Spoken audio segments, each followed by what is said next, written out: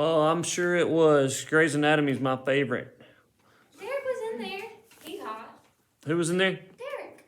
So like it really just. Derek was in there and he's hot. Well, I don't base my entertainment off of the aesthetics of the people who are in them. I base them on the content value and mostly just how funny it is. All right, so we got down to human growth hormone. We talked about this is produced in the anterior pituitary, so toward the front, targeting mainly liver and muscle tissue.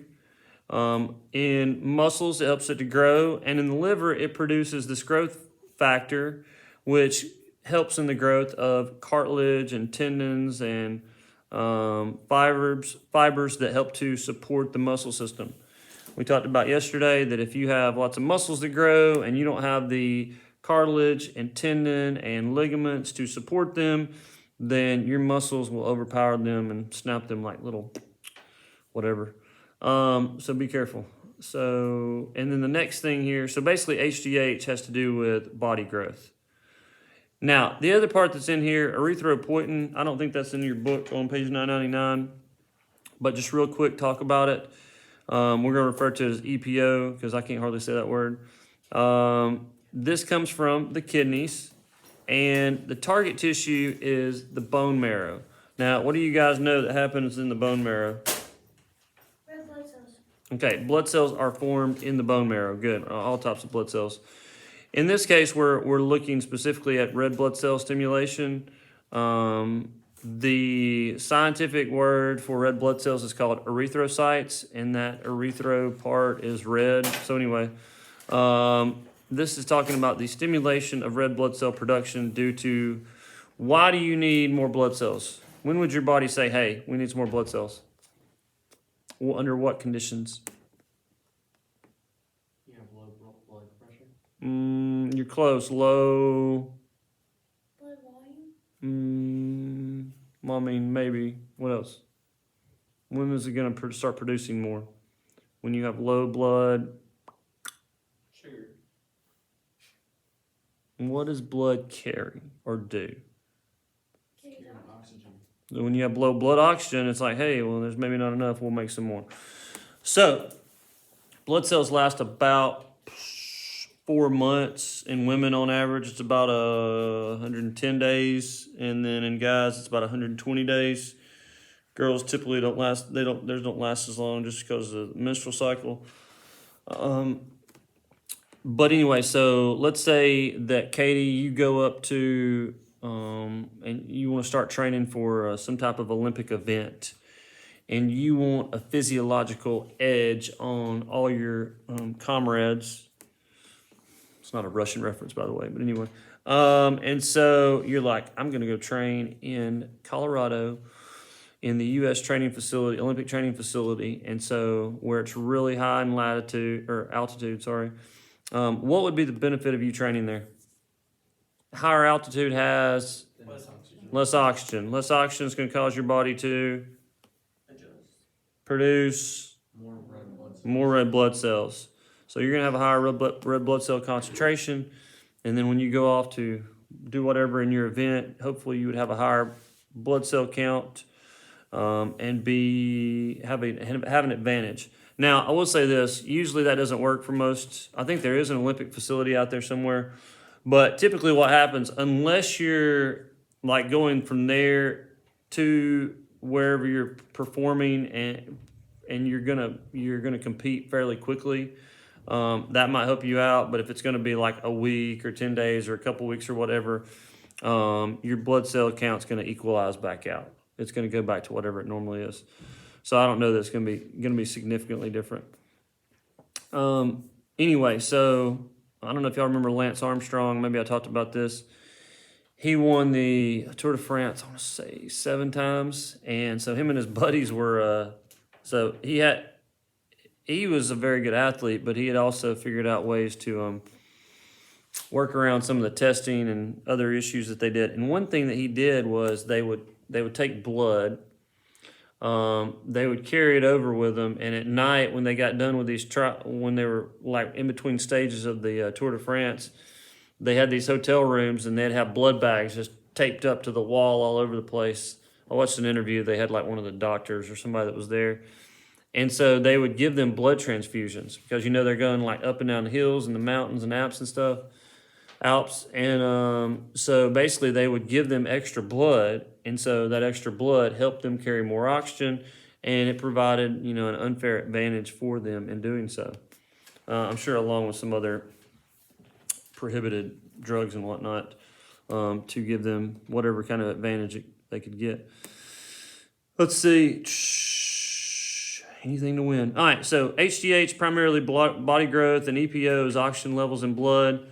Those two aren't directly related in any form or fashion. They're not trying to balance each other out. I would say maybe the closest thing is if you get more muscle cells and more growth, you probably are going to have a little bit higher blood cell count. As you get, I wonder if somebody, let's get extra credit. If somebody goes from just being their normal self to working out and putting on a lot of muscle, I wonder if your blood cell count changes. Y'all should look that up. Good question. Let's say they're 200. Let's say they stay the same weight. Let's say they're 200 pounds, but they start working out, and where they may have had a little bit more fat tissue, they changed and they had more body. Their body fat lowered and had more muscle. Did that affect their white blood cell count, red blood cell count? Sounds like good extra credit, which means I have no idea. All right, follicle stimulating hormone and luteinizing hormone. We're going to skip this. These are hormones relating to the regulation of the menstrual cycle, and you're going to learn more about that than you'll ever want to know next week when we get back from Thanksgiving. So we're going to save that one, okay? So just skip that one right now. And skip on down to melanocyte stimulating hormone and melatonin. These two you should be familiar with. The first one, melanocyte. What are melanocytes?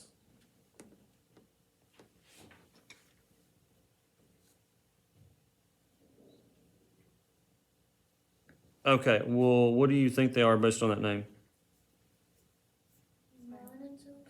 Melanin cells. What's melanin? Like how light it is.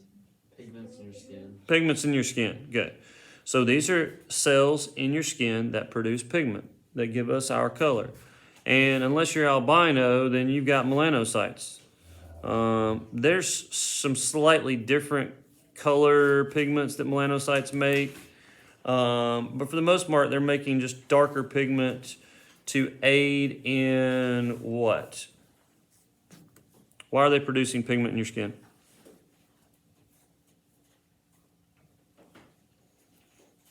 Is it to like protect your skin? Okay, so the darker your skin is, the more you're protected from UV light. So the release origin for these is the anterior pituitary, and the target would be skin cells.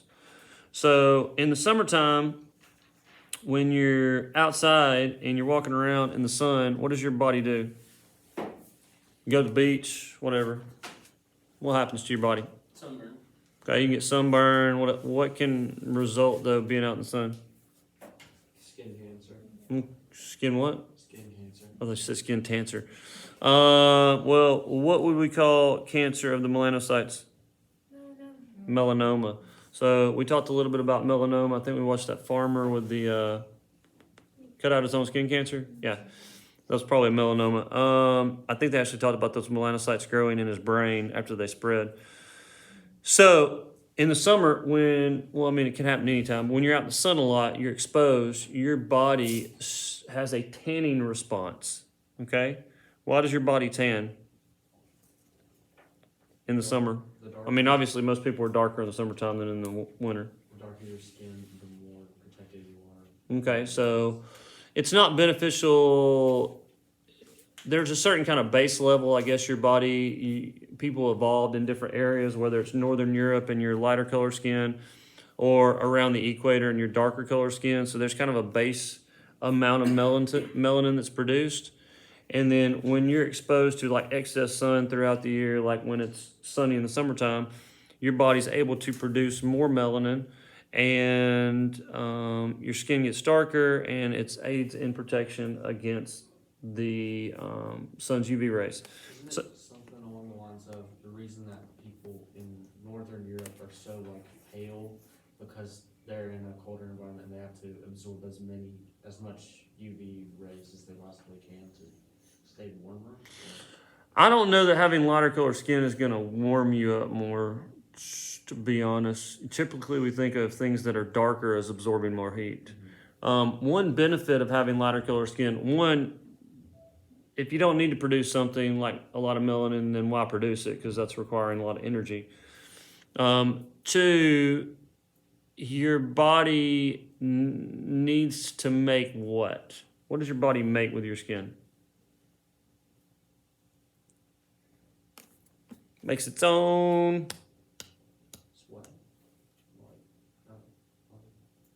vitamin D. So your body makes its own vitamin D. We can get vitamin D from various dietary sources, Matthew. But your body is able to make its own vitamin D. And the recommended amount that I read the other day was about 15 minutes out in the sun during the day, toward the middle of the day, is enough sunshine for you to make the recommended daily amount of vitamin D. Now, vitamin D in COVID, there's been a lot of talk about the role vitamin D plays in the immune system. This has kind of led to some speculation, and I don't know that we have any firm data, but I have read a few studies that have kind of pointed toward this. Remember, correlation is not always causation, but a lot of times it points toward that. That the darker the skin you have, now this is factual, the darker your skin color, the less UV rays your body's going to absorb, which means you're going to produce less vitamin D in the same amount of sunshine. So if you're outside and somebody's dark skin and you're light skin and y'all are together, you would expect the lighter skinned person to absorb more UV, probably more likely to get burned, maybe more likely to get skin cancer in the long run, but also there should be producing more vitamin D. So what that means, if vitamin D plays a role in the immune system in fighting off COVID, then if you're darker skin, the darker the skin you have, the less you're going to have, and the more likely you're going to have issues. So maybe that accounts for some of these racial differences, Tay, we see in COVID death rates. There's some speculation that that's the case. There was a doctor, did I tell you about the doctor in England? He noticed all the people he worked with that were darker skin, either of Asian descent or, there's a lot of people of Indian descent in the UK. And so I think about 1/10 of their population, like India, the country. And he noticed that all the people that were dying in his unit were all darker skinned people. And so he kind of made this speculation. And so he's like, the only thing that they have in common, because some were from different countries in Asia, some were from, of Indian descent, which is over in Asia too, but a little bit different. And so what he did was he started supplying, I think he was giving them all like vitamin D supplements, so dietary supplements. And I think after that point, the deaths really slowed down. So was it the cause? Was there just some weird correlation there? I don't know. There's a lot of speculation in that because we have, much higher death rates in the Black community from COVID. And so there's some speculation that maybe, that's a contributing factor. So anyway, melanin plays a big role. Obviously, if you are from an area close to the equator, you want to have darker skin because you're going to constantly get burned because of high UV input. So that's typically why you see people from different parts of the world that are from close to the equator typically have darker skin, more melanocytes, more melanin production. And so this MSH, this melanocyte stimulating hormone, helps to stimulate that tanning response to help prevent that. You go to the beach, you go out the first day, you might get a little burnt, a little red. Second day, you're usually a little bit, unless you get like super burn, you're a little bit darker, your skin's a little bit more tan, and it's not as bad. And the more you're like that throughout the summer, like let's say you lifeguard, but it's inside, right? Mm-hmm. If you're a lifeguard or you go to the pool a lot, then you're going to have less and less burns throughout the summer because your skin will continue to tan and get darker and help prevent that UV radiation. So MSH is all about tanning response from the sun. And typically that drops off in the wintertime. One, we're inside a lot more, and two, the UV radiation from the sun is significantly less. You would you'd be pretty hard pressed to go out and get a tan or get burned in the wintertime just because of the UV lights. The sun's kind of off at a slight angle, and it's not coming in like directly overhead, and you're just not getting as much UV radiation. So anyway, next one, melatonin. Where does this start? Where is this produced? In the pineal gland. Yeah, the pineal gland is, I hear some people pronounce this pineal and some people pineal, and I don't really care, to be honest. Just know where it is and what it does. The pineal gland is in the back of your brain between your cerebellum, which is the big part on top, and then, the cerebrum, the big part on top, and the cerebellum, which is the little part that hangs down on the backside that controls muscle movements. I'll try to get a brain. Remind me when we get back from Thanksgiving. I'll see if we got one in there. If you kind of peel back and look in between those two parts behind the brainstem, you're going to see this little thing that looks like a little, like the size of a pea back there. And that's your pineal gland. And basically what this is doing is it's controlling some tissue in the brainstem, which is kind of the base of your brain where it goes down in the spinal cord. Controls a lot of basic life functions, breathing and a number of other things that you need to stay alive. And so melatonin is a hormone that helps to control your sleep-wake cycles. Y'all may have heard of people taking like melatonin in order to regulate their sleep. I imagine they probably sell out of this a little bit more up north in the summertime than they do in a lot of other places. You know, Alaska, northern Canada, where it's really light all the time. Yeah, and so hard to sleep. Now, I found a solution to this, Nathan. Instead of doing all that, just put yourself an eye patch on.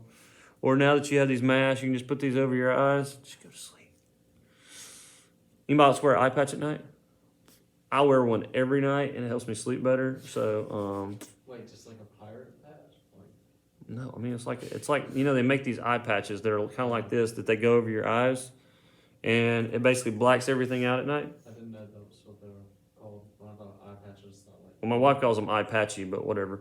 And so, do what? Get some like blackout curtains or something. Yeah, I don't have to pay for that. And so basically what that does is kind of regulate, for 8 hours or however long you need to sleep. If the sun comes up, or like in our case, outside our windows, we've got some lights on the outside of a barn to scare off all the foxes and coyotes and whatnot, so that it's just easier to sleep. Yeah. I saw a thing on the Weather Channel that said this one city in Alaska isn't going to get any more sun until February. Yeah, it's roughly about 2 months where they go when the sun doesn't come up. That's kind of cool. No, that's not cool at all. That's not cool in any way, shape, or form, Walker. Can you imagine the sun never right now? It gets a little bit light. You know how it gets a little light before the sun comes up? So the sun would be probably kind of coming up closer to the horizon, but it would never get up to where, and then it would be really dark a lot of the time. They made a pretty cool vampire movie one time about that town in Alaska. I think it's the same one, Barrow, where these vampires came to live there for a couple months because the sun never came up. It's like a vampire's paradise. Pretty cool. They run around killing everybody. Anyway, I can't remember the name of it, but I'm sure y'all can find it on the internet. It's like shipping cars there by like cargo ships. Cause there's just like nothing there. The vampire movie? No, there. Why would they ship cars there? There's just like no car like lots or anything, or any like regular means of transportation to get there. So they have to bring everything in by like cargo ships. Yeah, that's where most of the oil is pumped in from Alaska in the Bering Sea. So It's like the northern tip, right? yeah, it's right at the northernmost, like it's kind of in the middle of it, and then like all of that's pumped through the Alaskan pipeline all the way to the southern portion of Alaska, and then it's loaded on ships. So that's where we get most of our oil from. Almost all of what comes from Alaska, which is a good portion of our oil. Anyway, all right, sleep-wake cycles. What did they call the sleep-wake cycles in that video we watched the other day? Oh gosh, what was it? We watched a video. They talked about sleep-wake cycles. You remember that? Okay, well the name of it. Lab with them Yeah, no, that was it. No, the FRQ. Sorry, I thought it was a video. The FRQ. What are those sleep-wake cycles called? I think there were like 12 D. No, that was just the amount of light. Like, That was how much light or dark. The 12D was 12 hours of darkness. What was that sleep-wake cycle? You remember? It's your circadian rhythm. You ever heard of that? that was called. Circadian rhythm is kind of like this rhythm your body helps regulate your sleep-wake cycle. So, yes. So those aren't really related. One's more just attaining response, and the other was helping regulate sleep and wake. Now, I mean, they do both have to do with light, but they're not super connected. Okay. Next thing, insulin and glucagon. This one is super duper important. How many of y'all don't? Does anybody here not know someone with diabetes? Like nobody in your family or friends or something. So everybody knows someone with diabetes. Now, we talked about type 1 diabetes is? The one when you're born with. Yeah, well, I don't know that you're necessarily born with it. It's usually early onset. It shows up earlier on. It's an autoimmune disease where your body is attacking its own pancreatic cells and renders them useless. It can show up later on. It doesn't always have to show up earlier on, but usually it does. Isn't that one like hereditary? There is a stronger genetic component. It's not like you can make a Punnett square out of it, though. So, but there is some genetic correlation. Do you have to be overweight for that to happen? No. Like, remember that kid who used to play football at Alabama went here? Keith Holcomb. He was type 1, and he had to wear like a port. You know, he's playing baseball, and he was playing football at UA. So, no, I mean, you can be a very fit individual and have type 1. Type 2 typically is when people are overweight and their body's not able to handle their insulin production needs. And so because of that, your blood sugar can get way too high. And so you have to be careful there. Like I said, a lot of times when somebody's on like The Biggest Loser, one of those shows, and they lose a lot of weight, oftentimes they won't have to take any of their diabetic medicine anymore. Now, historically, it's been very difficult to be a diabetic because there's a number of health complications that result from this. When your blood sugar gets too high, it has a negative impact on your kidneys. You're dumping a bunch of sugar. It affects your circulation. It affects your immune system. We had this guy who was my like choir director, piano player at church where I was growing up. And he was a very large fellow, and I don't know if he had type 1 or type 2, but I do remember he's probably in his 40s. He got a bad sore on the bottom of his foot, because there's a lot of times this happens to diabetics because of circulation. And he wound up, it never got better, and he had to have it amputated, his foot. And then where it was amputated, it got infected, and they had to cut it off. And basically they worked their way all the way up his leg, till there's pretty much nothing left. And he wound up dying in the end because of some kind of secondary infection. So it's important to be in as good a health as you can be, regardless of which type you have, and help your body out. Now it's a little bit easier because you don't have to give yourself shots. You can get a port, and that kind of regulates it. So that's the benefit of being around nowadays. So insulin and glucagon, these two are very important. I'm going to go ahead and tell you the effect over there on the right side. These control glucose levels. So your blood glucose. Blood glucose is all about, what do you use glucose for? Energy. Okay, we use it for energy, good. So let's see here. Insulin. Insulin is produced in the beta cells of the pancreas. So basically there's two different regions in the pancreas. I'm not super worried, you know about where the regions are. But in the beta cells, that's where insulin is produced. It impacts the body and liver cells. Okay, and the main thing insulin does is to do what? Y'all probably heard of this. Blood glucose level. It does what? Lowers Lowers your blood glucose, yeah. Lowers your blood sugar levels. Good. So what does that? Insulin lowers your blood sugar levels. Now, lowers your blood sugar. It's going to stimulate cells to take up that sugar. If it's needed for energy, it helps raise the rate of cell respiration. It could be used in like, hey, we got too much circulating around the blood, like there's an excess amount. Liver cells take that up so that you can store it. Let's see. Anything else to mention on that one?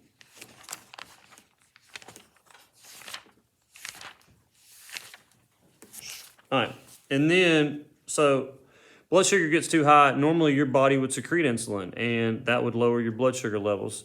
So it causes the cells to take it up.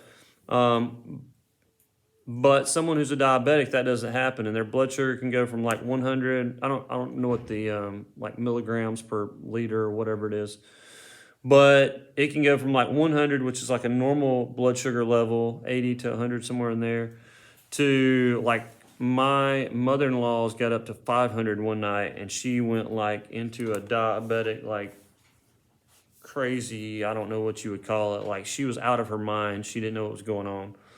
So blood sugar levels, and if it gets too low, you can go in a diabetic coma because of lack of sugar in your body to perform the tasks that you need to.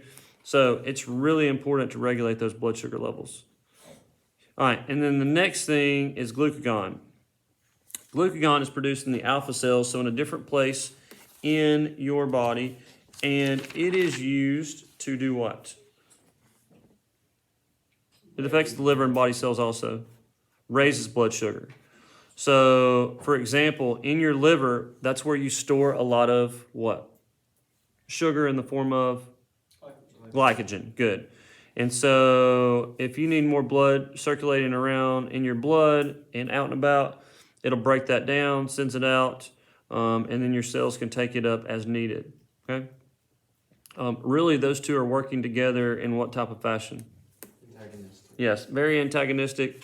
One raises, one lowers, and to make sure your blood sugar stays balanced out. So, what are the target tissues for insulin? Both those are liver and body cells. Basically, they're either taking it out or putting them in, either one of those, depending on which one you're releasing. Also melatonin. What is the target tissue for that? I don't think we went over that one. Oh, I said cells in your brainstem. Oh, okay. It targets some tissue there to help regulate that sleep-wake cycle. Okay. What's the relationship for that? There was none in that one. Yeah. Okay. All right, let's get on to the next one. Epinephrine and norepinephrine. Epinephrine, you know as... I think we're all lacking a little epinephrine right now. It's Friday, it's getting late. Adrenaline. So, adrenaline is produced where? Adrenal gland. Dang, you're good. All right, on 999, if you look here, you can see the pancreas kind of in the middle part of your stomach there. The pancreas is surrounded on the right side of your body by the liver, and on the left side, well, kind of in front of it there would be the stomach, and then the small intestine would wrap around kind of toward the bottom. The pancreatic cancer is probably the worst in terms of death rate last time I checked. For what reason? Okay, why is that bad? It's spread easily. It's hard to get to. Yeah, well, normally what happens is it spreads easily to the vital organs around it, and it does so before you can catch it. There's not a good like precursor check. Most people don't go in and get their pancreas checked all the time. And if cancer develops there, it spreads to like your liver, your small intestine, your stomach, things that you need for survival. My father-in-law died of pancreatic cancer. He was a physician, and like the first indication he had was he started having some like mild discomfort in his back. And so, I would probably thought my back, I just pulled something. So, Patrick Swayze and Steve Jobs, somebody else recently had it. It was Alex Trebek. I think he died from pancreatic cancer, right? Ruth Bader Ginsburg, is that what she had? I can't remember. I think she had some type of cancer too. Anyway, so it is one of the most deadly because it's so hard to catch early on. And by the time you do, it's already like taken over so many other tissues. It's just almost impossible to get rid of. Things that you can't live without. So anyway, got to watch out for that pancreas. Keep that thing healthy. Epinephrine and norepinephrine. I'm going to go ahead and skip to the end here so to kind of make it easier to understand. These are helping out with energy production for your fight or flight mechanisms, okay? So I think we all can kind of recognize, like, when we talk about adrenaline, like that's usually happens when there's like a car accident or, you know, a tiger runs in the back of the room and we're all running out as Tay's being eaten alive and, you know, we're all trying to save ourselves. There's no hope, Tay. So, and you get this, like, you can feel your heart pumping, blood's coursing through your veins like crazy. And so that adrenaline or epinephrine is helping to do that. Norepinephrine is kind of it's a similar molecule. It's aiding in that. So it's in both of those. They're targeting muscle and liver cells because they want to get lots of energy there. They want to get lots of sugar out and to your muscle cells so that you can run away from that lion or you can attack that bear like that MMA wrestler did when he was 3. So increase rates of cell respiration, break down glycogen into sugars, increase breathing and oxygen uptake, increase blood pressure. All of those things are in an effort to help you either fight off something or to run like the Dickens. So that's what epinephrine, and so the fun thing here is they're located atop what? The kidneys. Yeah, they look like a couple little things of whipped cream somebody sprayed on top of the kidneys. But they are, yeah, just sitting right on top of the kidneys.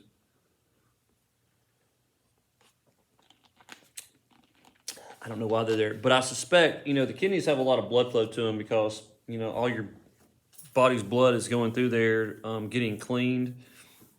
And so that's, I guess, an easy place to dump the adrenaline out and let it, really anywhere in your blood is going to get pumped around. And it's going to go through your heart to all parts of your body. So it doesn't, if you just think about the next time that, like, you wake up and you had a bad dream or you see something or something bad happens that gets your blood flowing, like, just think about how long it took for that to happen from the time that you had that stimuli to the time you started feeling that excitement. It's almost instantaneous. Your blood is pumping so fast and moving through you, it doesn't take long for that to get going, okay? All right, the next one, the RAS system. This is important if you ever, you know, you're on the streets and you get shot and so your body's trying not to die too quick.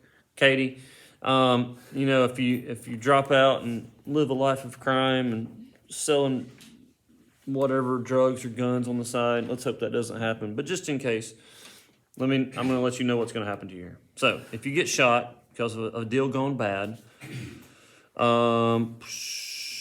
your body has a way of trying not to bleed to death super quickly, okay? Now, there's only so much it can do. It's not like it can go in and stitch itself up. But there is a system in place. So this RAS system, I'm going to try to avoid as many details and kind of give you the big picture so you understand this. You know, this could be probably more likely for most of us, this would be the case of someone who had a bad car accident and like you had a finger or arm or something like that chopped off, or a severe cut, you know. So your body has a way of trying to reduce the bleeding. So this system, the renin, so there's three different hormones here: renin, angiotensin, and aldosterone. They're kind of in the RAS name over there, so it's pretty easy to kind of identify. Those three are working together to increase your blood volume. Now, if you got shot and it's not somewhere that's just going to automatically kill you, what's one of your biggest worries? Or if you get cut real bad? Bleeding out, yeah. So your body is got to have some kind of way of reducing that until you can try to sort that wound out. So this is a synergistic way of your body working together. And I'm going to kind of skip over to the middle part here, what the effect is.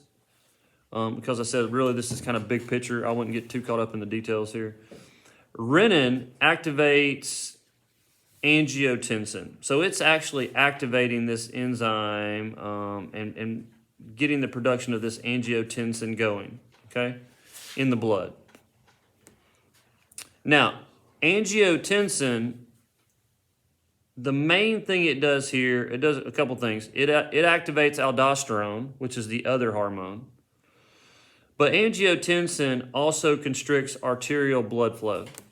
So let's say that you had an artery that gets cut or shot or car accident or whatever, and it causes an artery to get severed.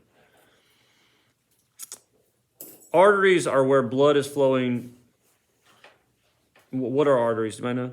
It's flowing through the heart. What? It's flowing to the heart. No. Away from the heart. Away from the heart. Where do you think there's more pressure? Blood flowing away from the heart or to the heart? To the heart. Away. Away. It's pumping it out. It's pumping it out. So all the stuff that's coming back, it's just kind of like draining back. The stuff going out is getting pumped. When I was probably 13, 14 years old, I was helping my dad work on some fences. We were always doing that. And he had a thing of barbed wire in the back of his truck, a roll of it. And when you hit an artery, because I was kind of just sitting on the tailgate riding out the pasture, and all of a sudden he stopped real quick. And when he did, I put my arm back to catch myself, and I stuck one of those barbs in my arm. And I looked down, and I could just kind of see blood squirting out in like a pump, like just a little bit at a time fashion. So that's a good indication you've hit an artery or arterial, something small, because you can see that pumping. It's kind of like if you guys, in your wrist, if you hold your fingers right there close to the side, you can feel your blood pumping. So that's arterial blood that's pumping from your heart. You can count your number of heartbeats. Now, if you were to put that over like a big vein, like I've got really big veins on my hands, I'm sure you got veins other places, you're not going to feel that because the blood's already went out and there's not as much pressure. It's just kind of like flowing back toward your heart from there. And so anyway, arteries have a lot more pressure going out. Yeah, remember that like it's yesterday. Took my Boys State t-shirt, wrapped it up, went on with life. Let's hope you don't take too much aspirin when that happens, though. So, where was I going with that? Oh, yeah. So, angiotensin constricts arterial blood flow. So what do you want to do? You want to reduce the blood coming out of there. So what does your body do? It constricts those arteries, arterioles, so they get smaller, and so less blood comes out, which is a good thing, right? So less blood coming out, you have a chance to wrap it up, tighten it up, wrap a belt around it, whatever else, so you don't bleed out. And then the aldosterone, it aids in another way. It aids with reabsorption of water from the kidneys. So basically what happens here is instead of water going out to where it would normally go like to your bladder and what you do for urine, it's helping to recirculate water back into your circulatory system. So if you've lost some blood, what do you want to do? Get some of that. What do you not want to drop too low? Blood sugar. You're not sugar. Or oxygen. What? Well, you need a certain blood count too. Blood pressure is the main thing. Because you got to have you can't just have water running through you. You do have to have a certain amount of blood and stuff. But you don't want your blood pressure to go too low because you're not going to get enough oxygen, like you said, and nutrients to different parts of your body, and your cells are going to start to die. So you've got to keep your blood sugar up to a certain amount, or blood pressure up to a certain amount, or you're going to die. So this is a way of constricting the arteries so you don't lose as much blood, and then also recirculating fluid back in so that you are able to keep that blood pressure up until you're, somebody that gets in a bad car accident or a gunshot wound or something like that, like they may get to the hospital. There's out of your 9 pints of blood you got running through you on average, you lose about 4 or 5 and you're done. So, you lose 3, you maybe get close to 4, depending on who you are. Like, you've lost in so much and your blood pressure's so low, you're probably not going to live very long. So, you get to the hospital, they start giving you, they match your blood real quick, or they give you the universal donor, talked about that. And they try to get your blood volume and blood pressure back up as quickly as possible before you start experiencing organ failure. So anyway, it's a way to reduce that. Now, I would say this, like one of the ways that a lot of people die is through their femoral artery, that big bone in your leg. There's an artery that supplies blood all the way down to your leg. And if you ever, like somebody gets like in wars, if they were to get that like severed a little bit, like nicked on the outside, that's the worst thing you can do. Why? Because that's the main artery supply. Well, why would it be worse to get it nicked than like completely cut in two? Because that means you're. Normally what happens is if you get cut in two, it can contract and constrict up, and you're still going to lose a ton of blood and you can die pretty quickly. But if it's cut partially, then it's trying to constrict, it's not able to do it, and so you're just losing a ton of blood. I actually killed a deer by hitting its femoral artery, and it didn't go about 10 feet one time. Like, it bled out just like that. So and people, like, when they have a bad cut, or even if you had like a femur break, like, you could sever that artery and die like within a few minutes, very quickly. So a lot of times you see on the movies or something, they'll have somebody, if they get shot in the leg, they'll put like a belt or something around their leg and tighten it up as much as they can to reduce blood flow, or on their arm or whatever. All of that in an effort to reduce blood loss until hopefully you can get some help. But anyway, hopefully y'all never have to deal with that. But in case you do, that is your body's mechanism for handling that situation. All right, real quick. What do we have left here? Are these the plant ones? Yes. Auxins and cytokines, is that what you got? The next thing? Yeah. Okay, so real quick, let's go through the plant ones. In case you did not know, plants have hormones. Plants have a vascular system like we do, where fluids flow through the plant, like arteries and veins like we do. It's called xylem and phloem. Y'all remember that? Maybe you heard of it. Xylem carries water, and phloem carries sugars and stuff that were made by the plant. Y'all got to get out more. So anyway, auxins and cytokinins, I'm not going to spend a lot of time on these, but these are things that control growth at the roots, the tips of the roots and the shoots. So they're helping in how plants grow and develop. That's the main thing on those.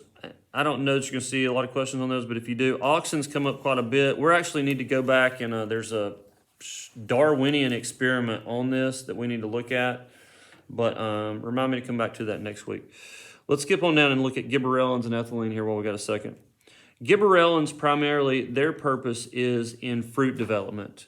So a lot of farmers, like let's say Katie was let's say she was a grape farmer, and she wanted to increase her grape volume, therefore her poundage, and more grapes she sold, the more money she got. Well, she could add like synthesized gibberellins to that population. And I don't know if it's in this book, or I think it's maybe in, this was actually in the 9th grade book at one time. If you compare grapes, the same grapes, they're grown the same way, and one of them's had gibberellins and one of them hasn't, like the grapes with the gibberellins are like that big, and then the other ones that are not are like that big. So it's basically a way of artificially kind of like almost giving them a steroid. You're giving them a hormone to increase their size, okay? And then one that's probably more important and you see a lot of is ethylene gas. Ethylene gas is a good example of a positive feedback loop. Ethylene gas is what causes fruit to ripen. Good. What do they say about the bad apple? Doesn't fall far from the tree. No. What's the other saying? The bad apple can ruin the rest of the bunch or something. I can't remember. Maybe it doesn't. Yeah, whatever. So if you have one bad apple in a bag, what's it going to do to the rest of the apples? Make this apple bad. It's going to make them bad pretty quick. And basically what's happening here is, as a fruit starts to ripen, it gives off ethylene gas, okay? The ethylene gas causes more cells to ripen and break, basically like sugar's breaking down. So the more the fruit ripens, the more ethylene gas it gives off. The more ethylene gas it gives off, the more the fruit ripens. So it continues. So if you wanted a fruit to ripen really quickly, what would you do to it? Give it ethylene gas. Well, let's not get that complicated. You could do what? If you had 2 apples, you had them and they were the same, everything was the same, and you put one in a paper bag and you left one out on a counter, which one would ripen first? On the counter. Throw in the bag. Why? Because you can't get it out. What's in there? Ethylene gas. It's giving off, it's staying in the bag, so it's causing the apple to ripen more. The more the apple ripens, the more the ethylene gas. The more the ethylene gas, the more it ripens. So basically you're trapping that ethylene gas in there with it. So the one out on the counter, it's going to give off some ethylene gas, but a lot of it's going to kind of diffuse out, and so it's not going to ripen as quickly. Okay? I hope you guys have a great Thanksgiving break. Check your grades in on now. If you're missing something, email me. Let me know. I'm here to help you, but you got to do your stuff. Okay? When you get back, make sure you've got at least organismal development part 1, which we'll get into reproduction and where babies come from when we get back. So that should be